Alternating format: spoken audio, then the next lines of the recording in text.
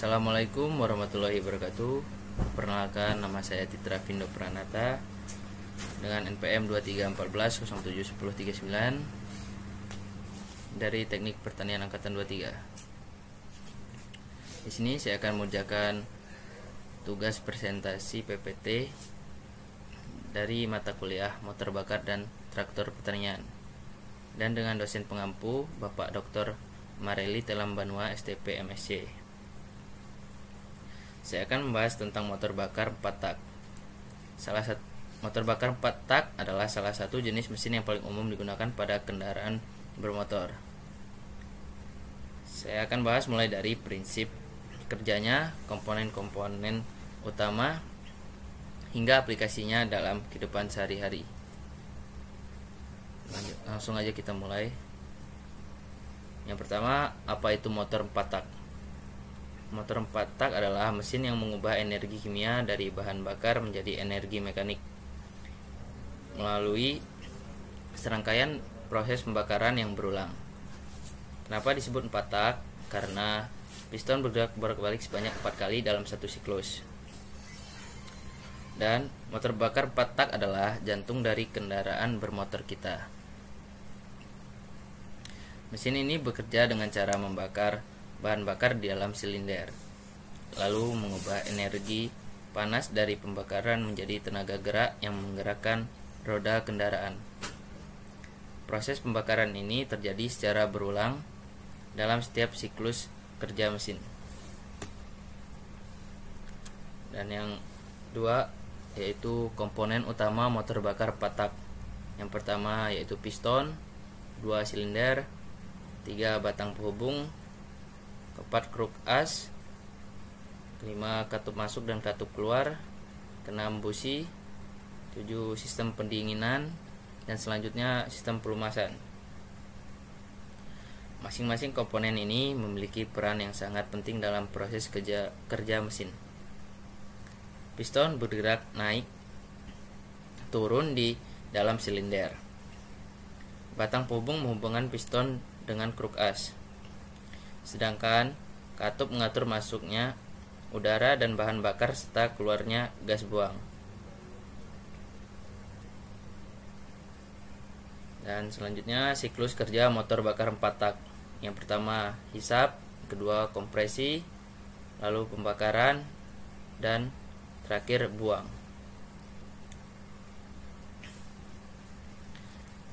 Pada langkah hisap, campuran udara dan bahan bakar masuk ke dalam silinder. Kemudian campuran ini dikompresi pada langkah kompresi. Setelah itu campuran yang terkompresi dibakar pada langkah pembakaran, menghasilkan tenaga dorong yang menggerakkan piston.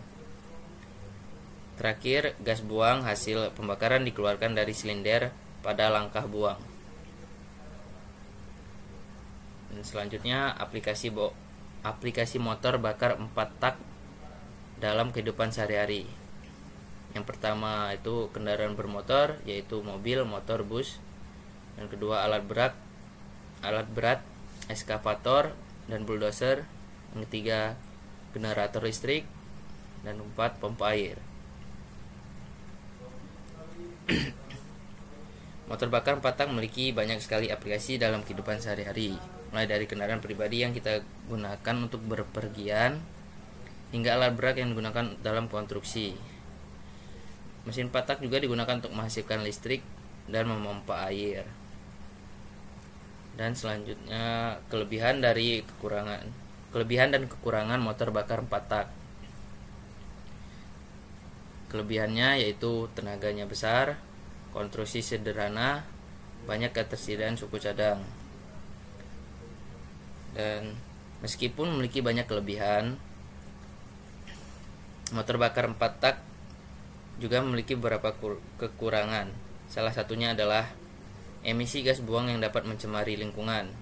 Oleh karena itu, saat ini banyak dikembangkan teknologi baru untuk mengurangi dampak negatif dari penggunaan mesin bakar.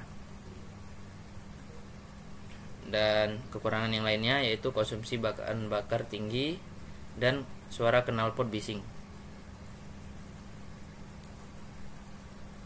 Dan selanjutnya, evolusi mesin 4 tak menuju kinerja yang lebih baik. Yang pertama yaitu sistem injeksi bahan bakar elektronik, yaitu menggantikan karburator, memberikan campuran bahan bakar yang lebih presisi, meningkatkan efisiensi bahan bakar dan mengurangi emisi. Teknologi mesin 4 tak harus berkembang pesat. Salah satu perkembangan yang signifikan adalah penggunaan sistem injeksi bahan bakar elektronik yang menggantikan karburator. Sistem ini memberikan campuran bahan bakar yang lebih presisi, sehingga meningkatkan efisiensi dan mengurangi emisi. Selain itu, teknologi turbocharger dan supercharger juga memiliki populer untuk meningkatkan tenaga mesin. Teknologi variabel valve timing memungkinkan mesin beradaptasi dengan berbagai kondisi kerja, sehingga meningkatkan performa dan efisiensi. Dan selanjutnya, merawat mesin 4 tak agar awet. Yang pertama, ganti oli secara rutin. Oli ini berfungsi melumasi komponen mesin dan melindungi dari keausan. Dan kedua, gunakan bahan berkualitas. Dan jika bahan berkualitas buruk dapat merusak komponen mesin, maka harus digunakan bahan bakar berkualitas bagus. Dan ketiga, periksa sistem pendingin.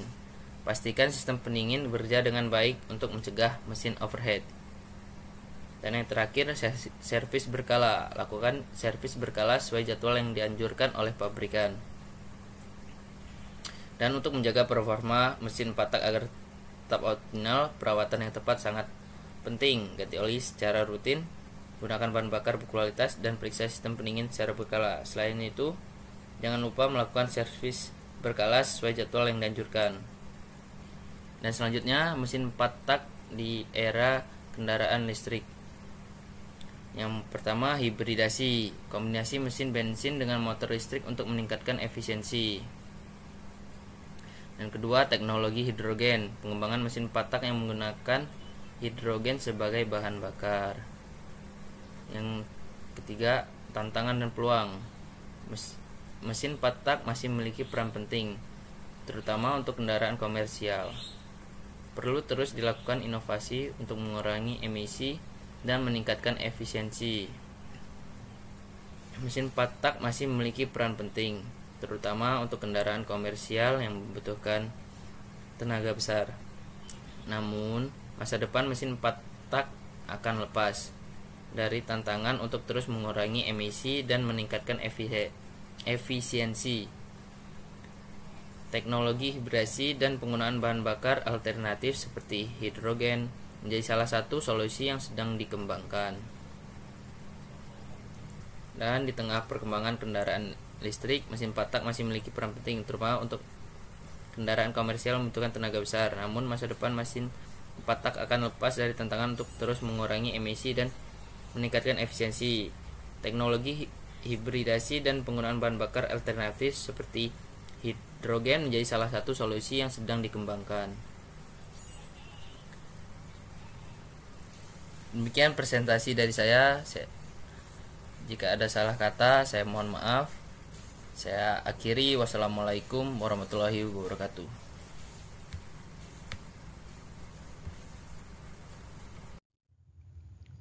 Assalamualaikum warahmatullahi wabarakatuh. Perkenalkan, nama saya Titra Avindo Pranata dengan NPM 2314071039. Di sini saya akan mempresentasikan PPT yang berjudul motor bakar 2 tak bensin dengan dosen pengampu Bapak Mareli Telom Banua STPMSC. Langsung aja kita mulai ke slide selanjutnya. Motor bakar 2 tak bensin adalah mesin yang menyelesaikan satu siklus pembakaran dalam 2 langkah piston, yaitu langkah kompresi, dan langkah kerja. Pada mesin ini, piston bergerak dari titik mati bawah ke titik mati atas untuk mengompres campuran bahan bakar dan udara. Lalu campuran tersebut dibakar oleh busi saat piston bergerak kembali ke TMB. Gas hasil pembakaran dikeluarkan, dan pada saat yang bersamaan campuran bahan bakar dan udara baru masuk ke dalam ruang bakar untuk siklus berikutnya. Nah, di sini ada cara kerja motor bakar 2 tak bensin. Cara kerja motor bakar 2 tak bensin terdiri dari 2 langkah utama, yaitu langkah kompresi dan langkah kerja. 1. Langkah kompresi. Saat piston bergerak dari titik mati bawah ke titik mati atas, campuran udara dan bahan bakar di dalam ruang bakar mulai dikompresi. Pada saat piston bergerak naik, katup buang tertutup dan saluran masuk mulai terbuka, sehingga campuran baru bahan bakar dan udara dari karburator masuk ke dalam ruang engkol. Ketika piston hampir mencapai TMA, busi menyala dan membakar campuran yang dikompresi.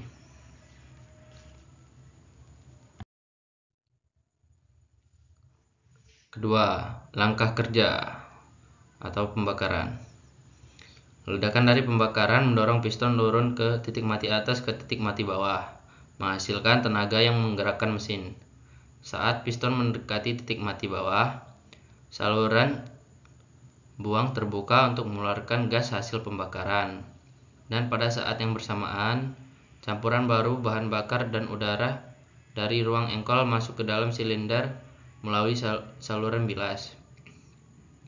Proses ini sekaligus mengeluarkan gas buang dari ruang bakar dan mengisi silinder dengan campuran baru untuk siklus berikutnya. Nah, selanjutnya ada komponen utama pada motor 2 tak.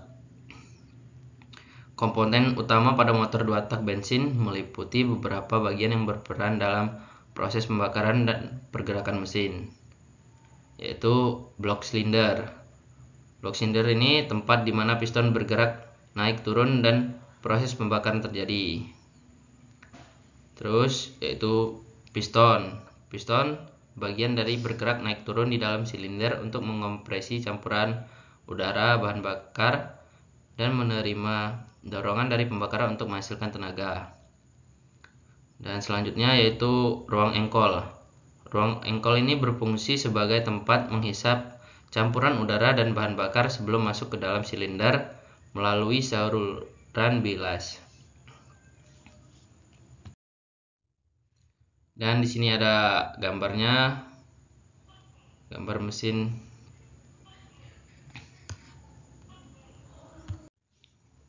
Ya, di sini ada gambar mesinnya, mesin 2 tak. Dan poros engkol atau crankshaft, yaitu mengubah gerakan naik turun piston menjadi gerakan putar yang digunakan untuk menggerakkan kendaraan. Busi atau spark plug berfungsi menyalakan campuran bahan bakar dan udara dalam silinder dengan menghasilkan percikan api. Karburator atau sistem injeksi bahan bakar, yaitu mencampur bahan bakar dengan udara sebelum dikirim ke ruang bakar. Pada motor 2 tak, karburator sering digunakan. Saluran bilas atau transfer port, saluran yang mengalirkan campuran bahan bakar dan udara dari ruang engkol ke dalam silinder untuk menggantikan gas buang. Saluran buang atau exhaust port, yaitu tempat keluarnya gas hasil pembakaran dari dalam silinder saat piston bergerak ke bawah. Saluran masuk atau intake port itu menghubungkan karburator dengan ruang engkol untuk mengalirkan campuran bahan bakar dan udara ke dalam mesin. Motor 2 tak memiliki desain yang lebih sederhana dibandingkan motor 4 tak karena tidak memerlukan katup inlet dan exhaust yang dioperasikan oleh crankshaft. Sebagai gantinya, saluran masuk dan buang terbuka dan tertutup berdasarkan posisi piston di dalam silinder.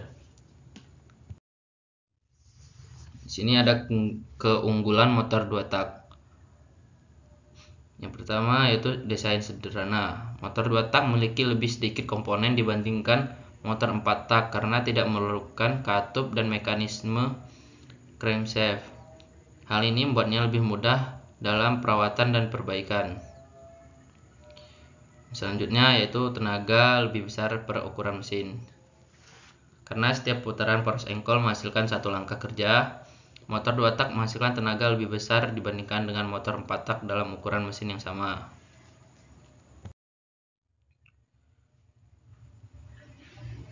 Bobot lebih ringan.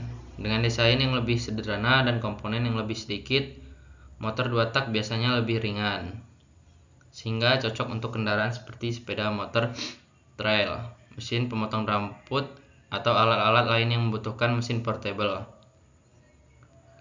Dan selanjutnya, biaya produksi lebih rendah. Mesin 2 tak lebih murah untuk diproduksi karena desain yang lebih sederhana dan bahan yang dibutuhkan lebih sedikit. Di sini ada kerugian dari motor bakar 2 tak. Yang pertama, efisiensi bahan bakar rendah. Motor 2 tak cenderung boros bahan bakar karena sebagian campuran bahan bakar dan udara sering ikut terbuang bersama dengan gas buang. Dan selanjutnya yaitu emisi gas buang tinggi. Karena campuran bahan bakar dan minyak pelumas ikut terbakar, mesin 2 tak menghasilkan emisi yang lebih tinggi dan lebih berpolusi dibandingkan dengan mesin 4 tak. Yang ketiga yaitu pelumasan kurang efisien. Motor 2 tak menggunakan pelumasan campur oli dalam bahan bakar, sehingga tidak seefisien sistem pelumasan terpisah yang ada pada motor 4 tak. Hal ini juga menyebabkan pembakaran karbon lebih cepat di ruang bakar. Selanjutnya, penggunaan motor 2 tak bensin dalam pertanian. Yang pertama, mesin pemotong rumput. Motor 2 tak sering digunakan pada mesin pemotong rumput karena ringan dan mudah dibawa. Tenaga yang dihasilkan cukup besar untuk memotong rumput dan tanaman liar dengan efisien. Yang kedua yaitu pompa air portable. Pompa air kecil untuk irigasi atau penyiraman tanaman juga sering menggunakan motor 2 tak karena desainnya yang sederhana, ringan, dan mudah dipindahkan ke berbagai lokasi. Yang ketiga, mesin perontok padi. Motor 2 tak digunakan pada mesin perontok padi skala kecil karena dapat memberikan tenaga yang cukup untuk memisahkan gabah dari jerami secara efisien. Jadi segitu saja penjelasan presentasi dari saya. Saya akhiri. Wassalamualaikum warahmatullahi wabarakatuh. Assalamualaikum warahmatullahi wabarakatuh. Perkenalkan, nama saya Titra Vindo Pranata dengan NPM 2314 017039. Di sini saya akan mempresentasikan PPT saya yang berjudul Motor Bakar 4 tak Diesel dengan dosen pengampu Bapak Mareli Telam Banua STP MSc. Dan yang pertama-tama saya akan menjelaskan pengertian motor 4 tak diesel. Motor 4 tak diesel adalah mesin pembakaran dalam menyelesaikan satu siklus kerja dalam 4 langkah piston, yaitu langkah hisap, kompresi, pembakaran, dan buang. Mesin ini menggunakan bahan bakar solar atau diesel dan bekerja berdasarkan prinsip kompresi tinggi untuk menyalakan bahan bakar. Berbeda dengan mesin bensin yang menggunakan busi untuk percikan api. Selanjutnya, Cara kerja 4 tak diesel. Yang cara kerja motor 4 tak diesel yaitu: 1. Langkah hisap. Piston bergerak dari titik mati atas ke titik mati bawah, dan katup masuk terbuka untuk menghisap udara bersih ke dalam silinder. Yang kedua yaitu langkah kompresi. Langkah kompresinya yaitu piston bergerak naik dari titik mati bawah ke titik mati atas, mengompresi udara di dalam silinder sehingga mencapai tekanan dan suhu yang sangat tinggi. Yang ketiga yaitu langkah pembakaran. Langkah pembakaran ini yaitu saat udara mencapai titik kompresi maksimum, bahan bakar diesel diinjeksikan ke dalam silinder yang kemudian terbakar secara spontan karena suhu tinggi akibat kompresi. Ledakan dari pembakaran ini mendorong piston turun kembali ke titik mati bawah, menghasilkan tenaga untuk menggerakkan mesin. Dan yang keempat yaitu langkah buang. Piston bergerak dari titik mati bawah ke titik mati atas lagi, dan katup buang mengeluarkan gas hasil pembakaran dari silinder.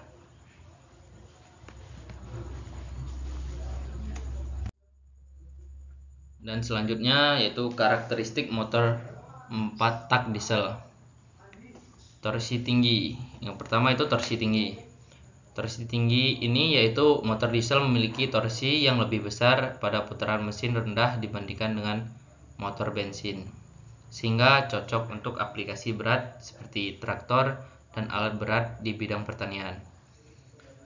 Efisiensi bahan bakar yaitu motor diesel lebih efisien dalam konsumsi bahan bakar karena sifat pembakarannya dan kompresi yang lebih tinggi. Yang ketiga yaitu konstruksi lebih kokoh. Maksudnya ini yaitu mesin diesel biasanya lebih kuat dan tahan lama karena harus menahan tekanan dan suhu kompresi yang lebih tinggi. Dan selanjutnya mesin pertanian yang menggunakan motor bakar 4 tak diesel. Yang pertama yaitu traktor. Traktor ini digunakan pada traktor karena mampu memberikan tenaga besar dan stabil untuk pekerjaan berat seperti membajak, menanam, dan memanen. Yang kedua, combine harvester dan mesin pemanen lainnya. Motor diesel 4 tak mampu memberikan tenaga yang konsisten untuk menggerakkan mesin pertanian skala besar. Yang ketiga yaitu pompa air diesel. Pompa air diesel ini digunakan untuk irigasi di pertanian karena efisiensinya dalam menggerakkan pompa air besar.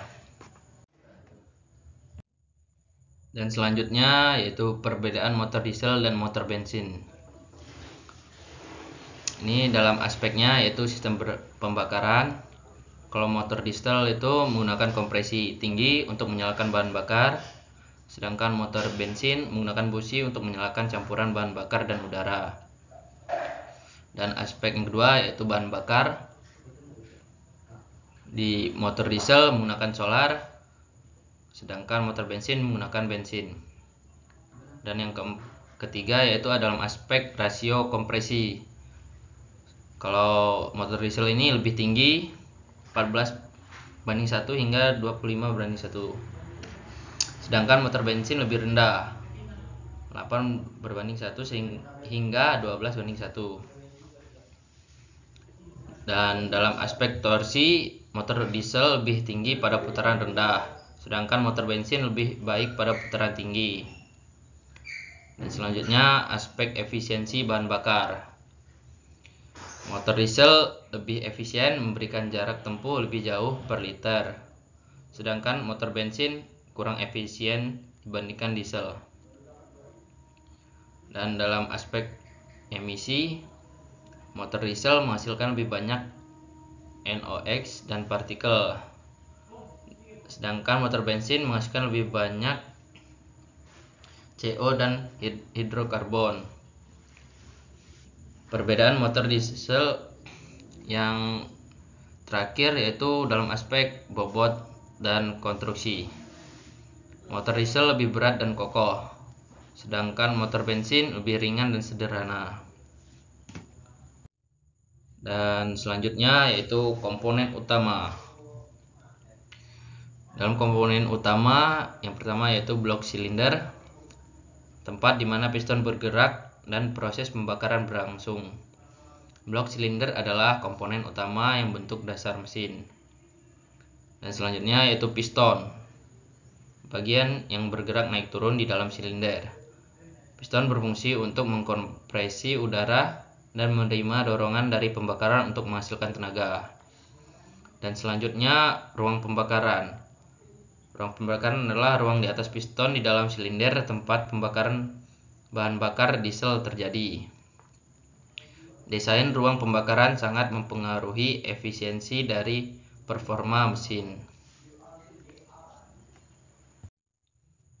Dan selanjutnya yaitu poros engkol, crankshaft, mengubah gerakan naik turun piston menjadi gerakan putar yang digunakan untuk menggerakkan kendaraan atau mesin lainnya.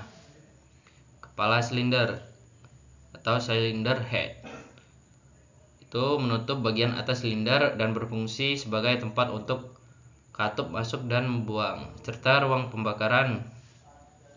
Kepala silinder juga berisi saluran untuk aliran udara dan gas. Dan selanjutnya katup masuk dan katup buang adalah katup masuk mengontrol masuknya udara ke dalam silinder, sedangkan katup buang mengontrol keluarnya gas hasil pembakaran. Katup ini dioperasikan oleh mekanisme penggerak katup. Sistem injeksi bahan bakar. Dan selanjutnya mencakup pompa injeksi dan nosel injeksi yang bertugas menyemprotkan bahan bakar diesel ke dalam ruang pembakaran pada tekanan tinggi. Dan selanjutnya sistem pelumasan, mencakup pompa oli dan saluran pelumasan yang bertugas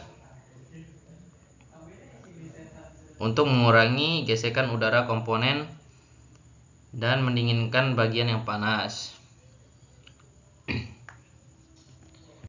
Selanjutnya yaitu sistem pendinginan, termasuk radiator, pompa pendingin, dan saluran pendingin yang berfungsi untuk menjaga suhu mesin agar tetap dalam batas aman. Nah, selanjutnya flywheel atau roda penerus, bagian yang menyimpan energi kinetik dan membantu menjaga kestabilan putaran poros engkol. Flywheel juga membantu menghaluskan gerakan mesin. Dan selanjutnya gasket dan shell. Gasket digunakan untuk mencegah kebocoran antara komponen seperti kepala silinder dan blok silinder. Sementara shell digunakan untuk mencegah kebocoran oli atau cairan pendingin. Dan selanjutnya itu kelebihan. Kelebihan dari motor bakar 4 tak diesel. Efisiensi bahan bakar tinggi. Motor diesel memiliki efisiensi bahan bakar yang lebih baik dibandingkan motor bensin, sehingga memberikan jarak tempuh yang lebih jauh per liter bahan bakar. Dan selanjutnya yaitu daya tahan dan kekuatan. Mesin diesel biasanya dibangun dengan komponen yang lebih kuat dan tahan lama, membuatnya lebih tahan terhadap keausan dan tekanan tinggi. Konsumsi bahan bakar yang stabil.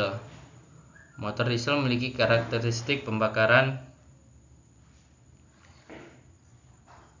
yang lebih baik dibandingkan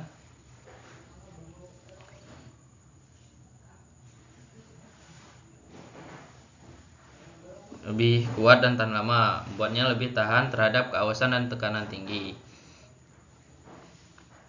sehingga konsumsi bahan bakar tetap efisien pada berbagai kondisi beban. Dan selanjutnya yaitu kekurangan. Biaya perawatan lebih tinggi. Perawatan mesin diesel seringkali lebih mahal karena sistem injeksi bahan bakar yang lebih kompleks dan komponen yang lebih kokoh. Kedua yaitu bobot dan ukuran yang lebih besar. Mesin diesel umumnya lebih berat dan lebih besar dibandingkan mesin bensin, sehingga dapat membatasi aplikasi tertentu, terutama dalam kendaraan kecil. Dan yang terakhir, kinerja lebih rendah pada suhu dingin. Mesin diesel dapat sulit dinyalakan pada suhu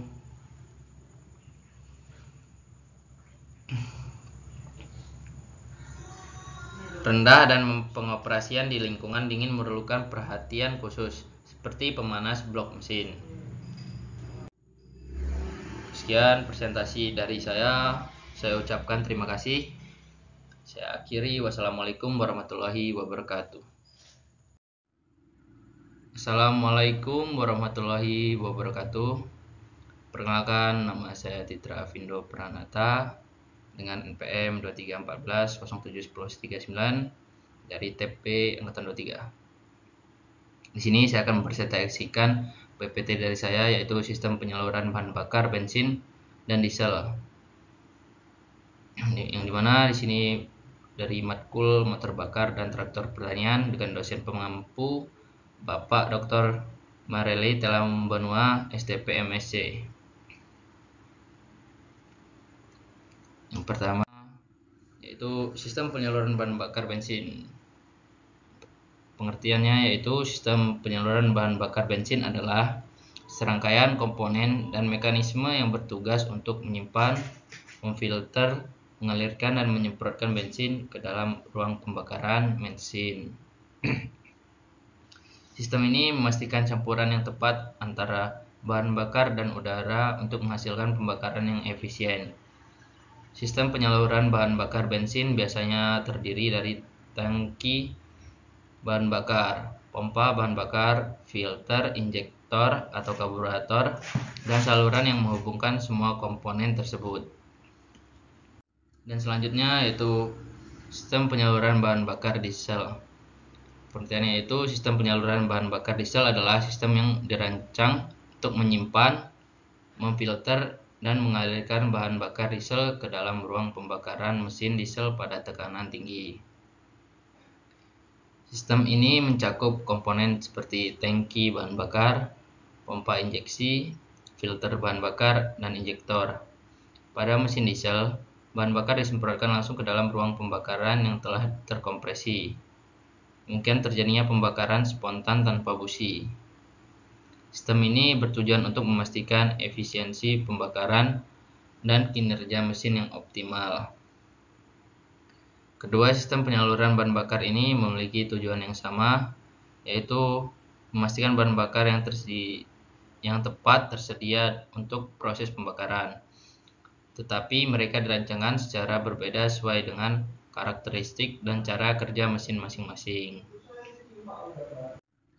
Dan selanjutnya yaitu komponen utama sistem penyaluran bahan bakar bensin.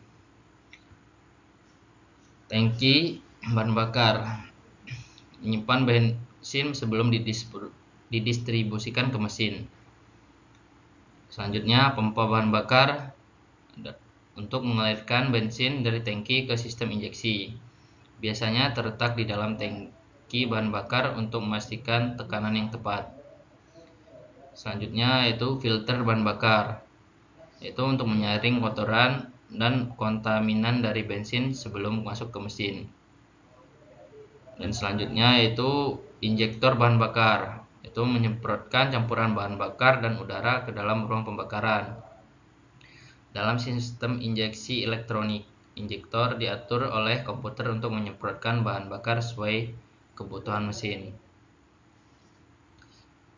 Dan selanjutnya yaitu karburator pada mesin yang lebih tua, mengatur campuran udara dan bahan bakar sebelum masuk ke ruang bakar. Karburator mencampur bahan bakar dengan udara berdasarkan tekanan dan aliran.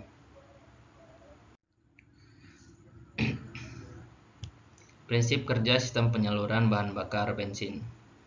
Yang pertama yaitu bensin disedot dari tangki oleh pompa bahan bakar dan melewati filter untuk membersihkannya. Yang kedua, dari filter, bensin mengalir menuju injektor atau karburator di mana ia dicampur dengan udara dalam sistem injeksi sebelum disemprotkan ke dalam ruang pembakaran. Dan yang ketiga yaitu campuran udara dan bensin kemudian dikompresi dan dinyalakan oleh busi. Selanjutnya, komponen utama sistem penyaluran bahan bakar diesel. Tangki bahan bakar menyimpan diesel sebelum disalurkan ke mesin. Pompa injeksi mengambil diesel dari tangki dan mengirimkannya ke injektor pada tekanan tinggi. Pompa injeksi diesel biasanya terletak di luar tangki. filter bahan bakar, menyaring kotoran dan air dari diesel sebelum masuk ke mesin. Selanjutnya yaitu injektor diesel. Ini bertujuan untuk menyemprotkan bahan bakar diesel ke dalam ruang pembakaran pada tekanan tinggi, memungkinkan pembakaran spontan karena suhu tinggi dari udara terkompresi. Dan selanjutnya yaitu sistem kontrol pada mesin modern, mengatur waktu dan jumlah bahan bakar yang diinjeksikan ke dalam ruang pembakaran. Biasanya dikendalikan oleh unit kontrol elektronik atau ECU.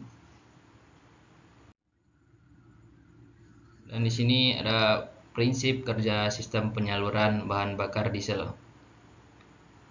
Yang pertama yaitu diesel disedot dari tangki oleh pompa injeksi, kemudian melewati filter untuk dibersihkan dari kontaminan.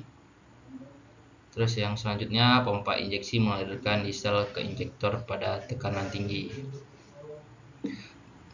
Selanjutnya injektor menyemprotkan diesel ke dalam ruang pembakaran yang sudah terkompresi, di mana pembakaran terjadi secara spontan karena suhu tinggi.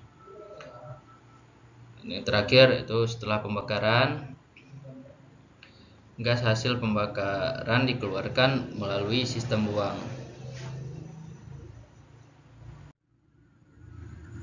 Di sini ada keuntungan sistem penyaluran bahan bakar bensin.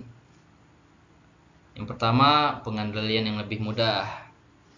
Sistem injeksi bahan bakar modern memberikan kontrol yang lebih akurat terhadap campuran bahan bakar dan udara, menghasilkan pembakaran yang lebih efisien. Dan yang kedua yaitu responsif terhadap kecepatan. Mesin bensin cenderung memiliki respons yang lebih baik terhadap akselerasi dan putaran tinggi, memberikan performa yang lebih sporty dan cepat. Kemudian ketiga, kinerja di suhu dingin. Mesin bensin biasanya lebih mudah dinyalakan dan beroperasi dengan baik di suhu dingin dibandingkan dengan mesin diesel. Dan yang selanjutnya, biaya awal yang lebih rendah. Kendaraan atau mesin berbahan bakar bensin seringkali lebih tinggi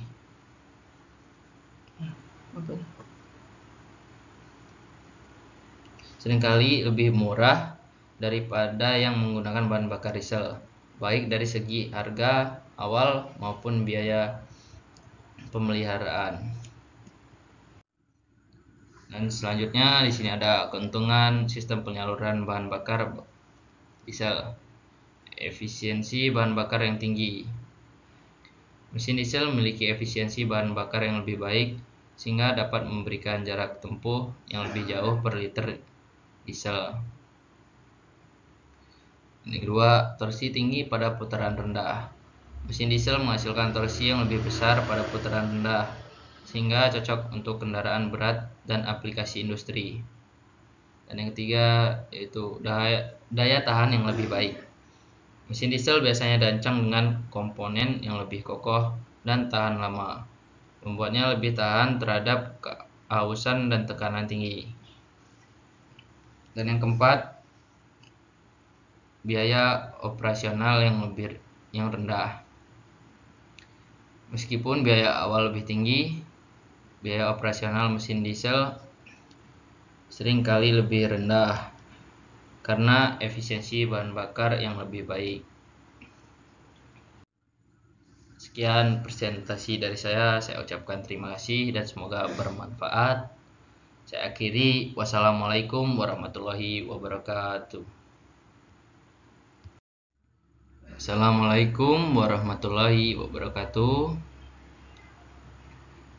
Perkenalan, nama saya Titra Vindo Pranata dengan NPM 2314071039. Di sini saya akan mempresentasikan PPT dari saya, yaitu tentang sistem kelistrikan dan pendinginan dari matkul motor bakar dan traktor pertanian dengan dosen pengampu Bapak Dr. Mareli Telawung Banua STP MSc. Aja kita mulai. Selanjutnya, sistem kelistrikan. Pengertian sistem kelistrikan, yaitu sistem kelistrikan adalah rangkaian komponen yang berfungsi untuk menghasilkan, menyimpan, dan mendistribusikan energi listrik yang diperlukan untuk berbagai fungsi kendaraan, seperti menghidupkan mesin, menyalakan lampu, menjalankan sistem hiburan, dan komponen lainnya.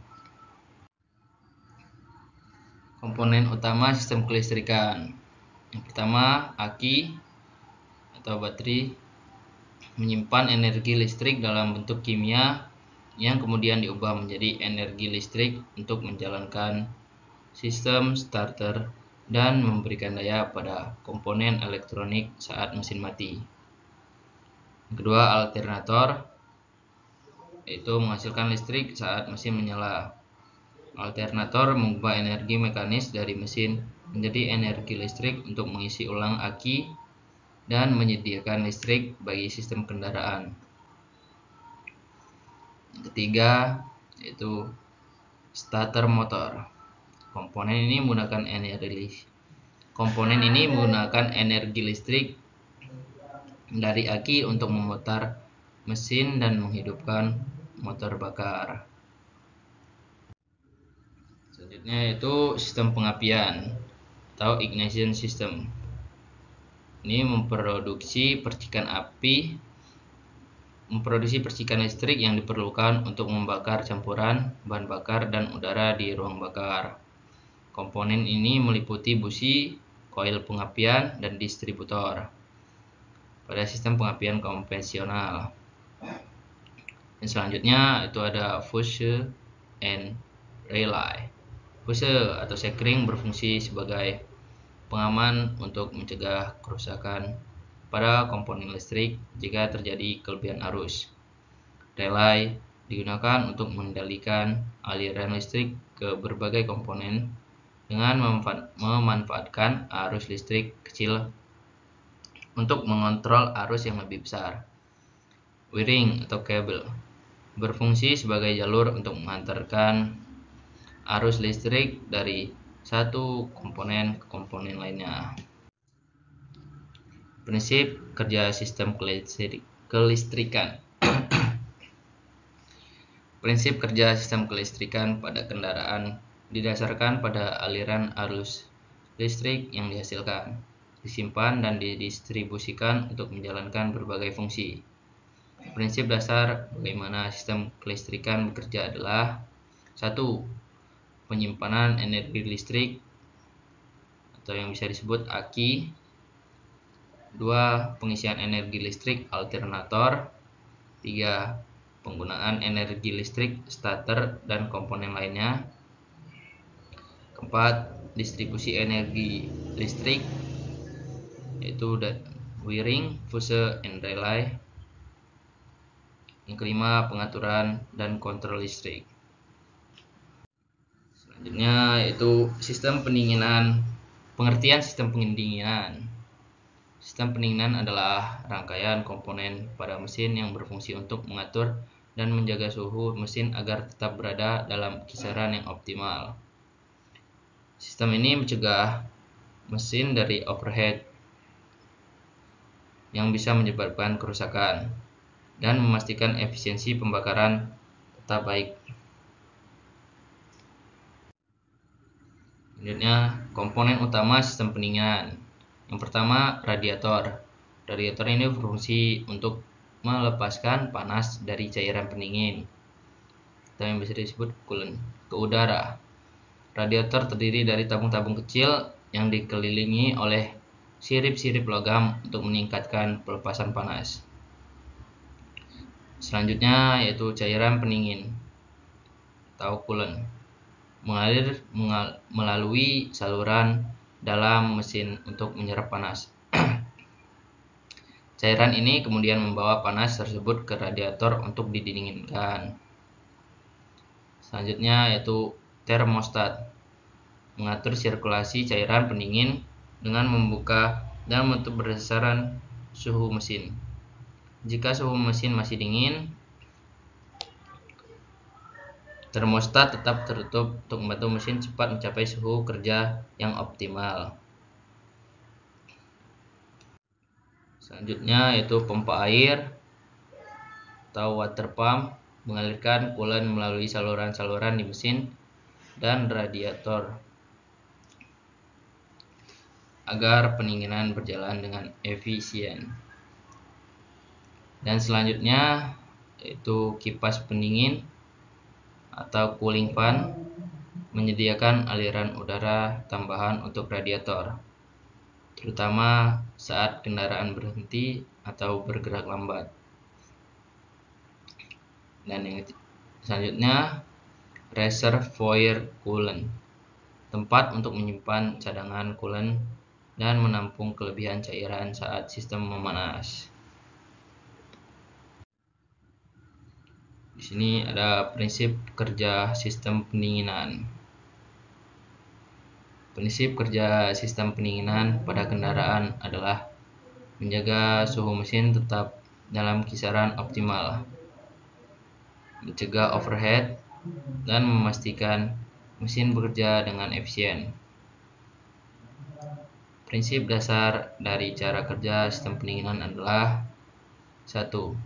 Penyerap panas coolant, 2. Sirkulasi coolant pompa air, 3. Pengaturan suhu termostat, dan yang keempat pendinginan di radiator reservoir coolant.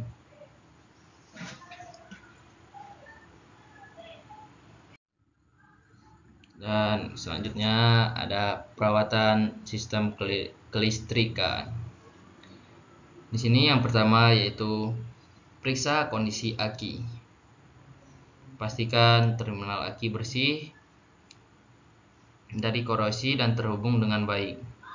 Jika terdapat karat, bersihkan dengan sikat kawat dan larutan baking soda. Dan yang kedua, cek sistem pengisian atau alternator. Periksa kondisi alternator dan kabel-kabelnya. Pastikan belt yang memutar alternator tidak kendor atau retak. Dan yang ketiga yaitu pemeriksaan fuse dan relay. Pastikan fuse dalam keadaan baik dan tidak ada yang terbakar. Ganti fuse yang rusak dengan nilai yang sesuai. Dan selanjutnya yaitu perawatan sistem pendinginan. Yang pertama, cek level dan kualitas coolant. Pastikan coolant selalu berada di level yang direkomendasikan. Tambahkan coolant jika berkurang dan pastikan tidak ada kebocoran. Yang kedua, periksa kondisi radiator. Bersihkan sirip-sirip radiator dari debu atau kotoran yang menempel agar aliran udara tidak terganggu. Dan yang ketiga yaitu periksa termostat dan kipas pendingin. Pastikan termostat berfungsi dengan baik. Jika mesin sulit mencapai suhu optimal atau terlalu panas, bisa jadi termostat perlu diganti. Dan itu saja presentasi dari saya. Saya ucapkan terima kasih. Saya akhiri. Wassalamualaikum warahmatullahi wabarakatuh. Assalamualaikum warahmatullahi wabarakatuh.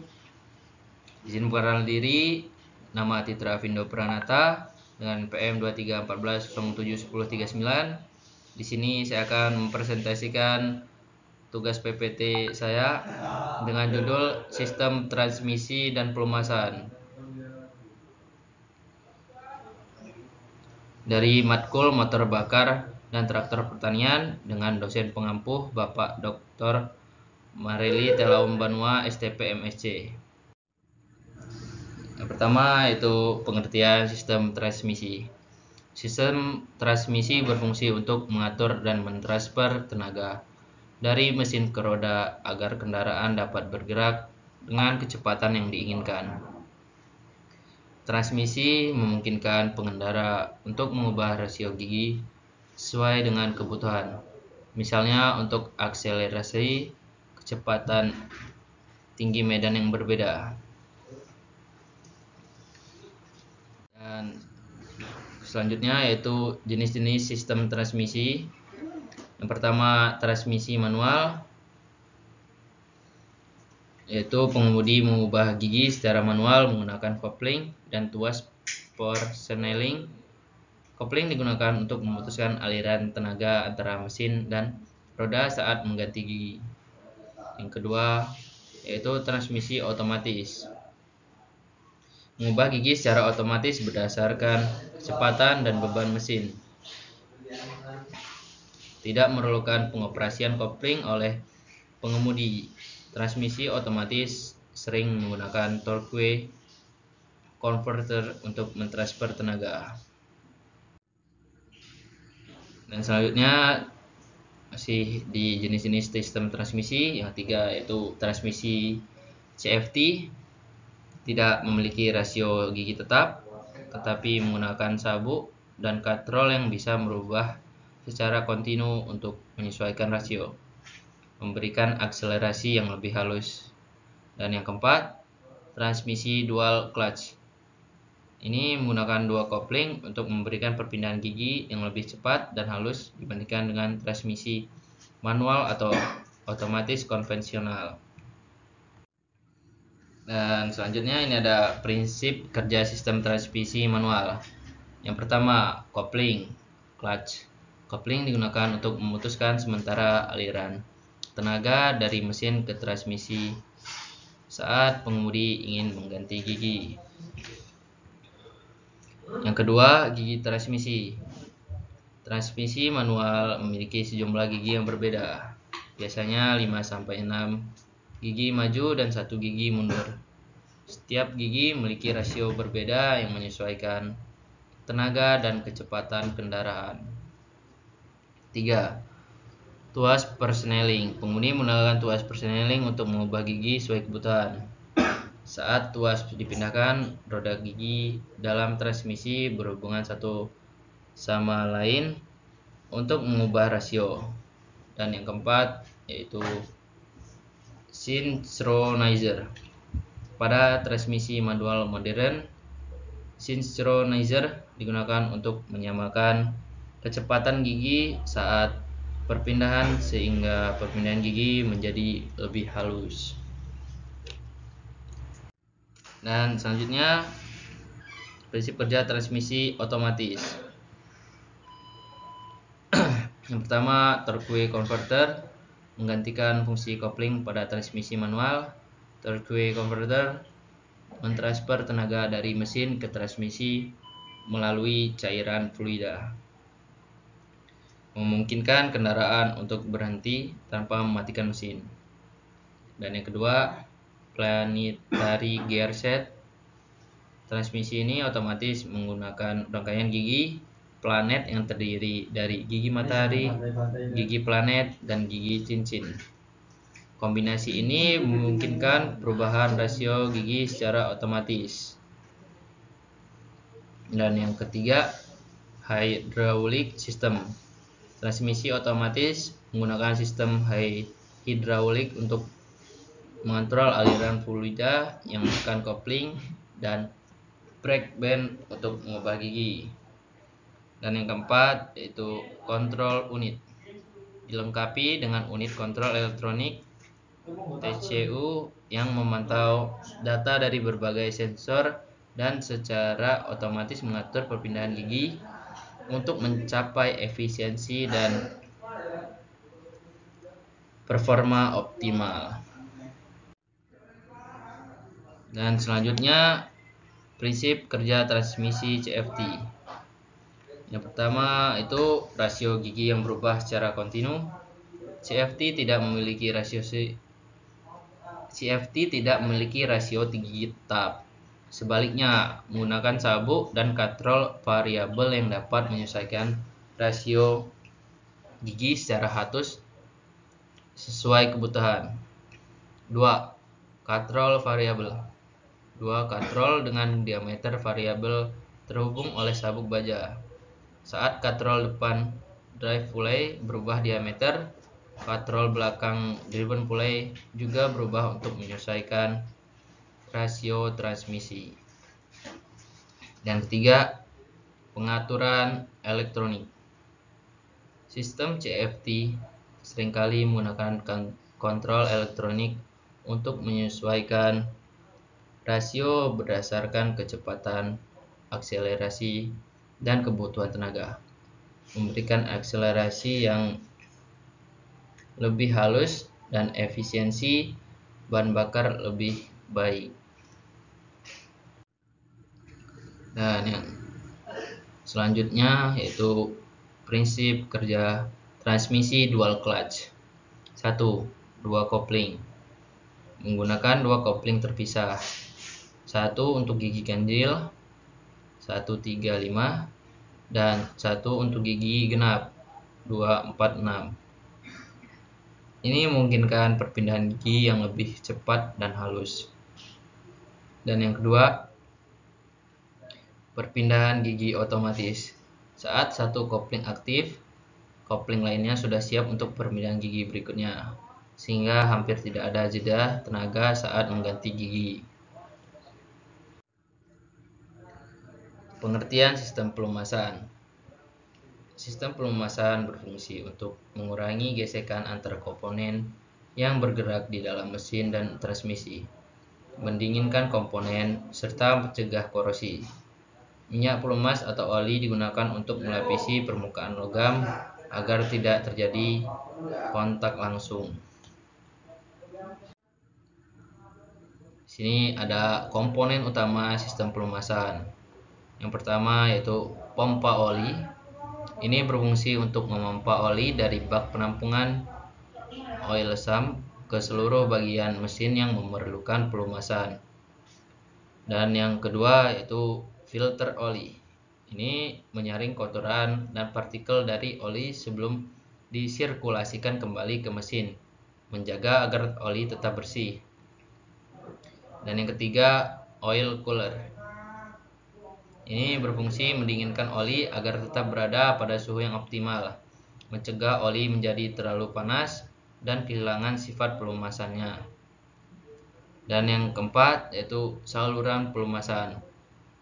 Ini mengalirkan oli ke bagian-bagian penting dalam mesin seperti poros engkol, batang piston, dan katup. Dan selanjutnya prinsip kerja sistem pelumasan. 1. Oli disap oleh pompa oli dari bak oli dan didistribusikan melalui saluran pelumasan ke bagian-bagian mesin. Oli melapisi permukaan komponen yang bergerak untuk mengurangi gesekan, menyerap panas, dan membawa partikel kecil yang dihasilkan oleh keausan komponen ke filter oli. Oli yang sudah melalui sirkulasi kembali ke bak oli untuk didinginkan dan disaring ulang sebelum disirkulasikan kembali. Dan selanjutnya ini ada kegunaan sistem transmisi. 1. Mengatur kecepatan dan torsi. Sistem transmisi memungkinkan kendaraan untuk menyesuaikan kecepatan dan torsi sesuai kebutuhan, seperti saat berakselerasi, menanjak, atau berkendara dengan kecepatan tinggi. Rasio gigi yang berbeda membantu menyesuaikan output mesin agar sesuai dengan kondisi jalan. Yang kedua, menghubungkan mesin dengan roda. Transmisi mengatur aliran tenaga dari mesin ke roda sehingga kendaraan bisa bergerak. Tanpa sistem transmisi, mesin tidak dapat secara efektif mentransfer tenaga ke roda. Ketiga, membantu menghemat bahan bakar. Dengan mengatur rasio gigi yang tepat, transmisi dapat menjaga mesin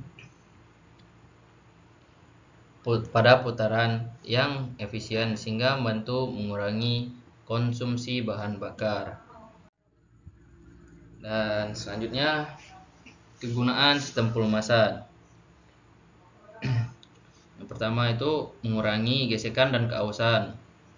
Oli melapisi komponen yang bergerak seperti piston dan poros engkol untuk mengurangi gesekan antar permukaan logam. Ini membantu mencegah keausan dini dan kerusakan komponen. Dan yang kedua, mendinginkan komponen mesin. Oli menyerap panas dari bagian-bagian mesin yang bekerja dengan cepat dan mengalirkannya kembali ke bak oli untuk didinginkan. Ini membantu menjaga suhu mesin tetap stabil dan mencegah overheat.